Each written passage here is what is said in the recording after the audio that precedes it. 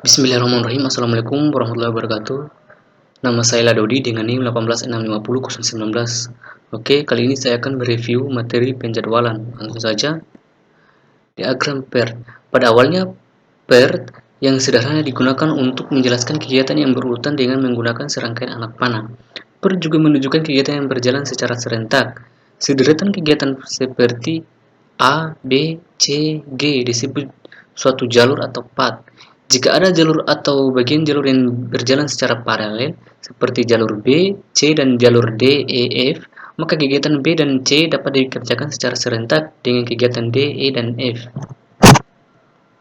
Jalur kritis, suatu pembuktian yang luas dari diagram PERT di atas dapat dicapai dengan mencantumkan lamanya tugas masing-masing pada PERT. Jalur terpanjang dalam jaringan kerja dihitung dengan menambahkan lamanya waktu sepanjang jalur. Garis ganda menunjukkan CP lengkap. Mengetahui jalur kritis merupakan hal penting bagi PM. Jika suatu kegiatan pada CP meleset atau membutuhkan waktu lebih lama dari yang direncanakan, maka tanggal pengiriman proyek akan meleset. Float atau slack. Suatu periode waktu di mana kegiatan dapat meleset tetapi tidak mempengaruhi CP dan tanggal pengiriman. Total float adalah waktu total float di mana kegiatan sebelumnya berpengaruh pada CP. Free float adalah waktu float di mana kegiatan sebelumnya tidak berpengaruh pada kegiatan lainnya. Project float atau beberapa float pada beberapa kegiatan adalah hal yang dimiliki oleh manajer proyek untuk digunakan sebagai kebijaksanaannya. Beberapa manajer proyek kadang melangkah terlalu jauh dengan tidak memberikan informasi tentang kegiatan-kegiatan floatnya. Penempatan sumber. Jika Anda mengerjakan rencana secara manual, diagram PERT merupakan diagram yang paling baik digunakan untuk menggambarkan lokasi sumber. Langkah selanjutnya adalah menggambar ulang diagram PERT dengan mengambil sumber dan memasukkannya ke dalam perhitungan. Penempatan sumber daya manusia. Penempatan sumber daya manusia sangat subjektif dan tergantung pada kemampuan mereka. Tetapi ada beberapa hal yang dipertimbangkan, yakni penentuan tugas kepada seorang disesuaikan dengan tingkat kemampuan individualnya.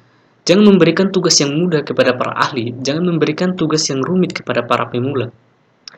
Berikan tugas yang hampir sama pada orang yang sama. Hal ini akan mengurangi waktu untuk mempelajarinya. Memberikan tugas penting pada orang yang Anda percaya. Berikan tugas yang memerlukan komunikasi pada satu orang yang sama untuk menekan interaksi antar manusia. Jangan lupa bahwa pimpinan proyek membutuhkan waktu untuk mengawasi, khususnya pada saat awal proyek. Penempatan sumber daya non-manusia. Sumber daya non-manusia diperlukan untuk proyek software, seperti hardware komputer, paket software, sistem operasi, informasi, manual, pelatihan, jaminan komputer, layanan cetakan, dan lain sebagainya. 3. Batasan. Seperti yang kita lihat yang lalu, Anda bisa mendapatkan yang baik, murah, atau cepat. Pilih 2. Menambahkan beberapa sumber daya akan mengurangi lamanya tugas, tetapi biaya meningkat.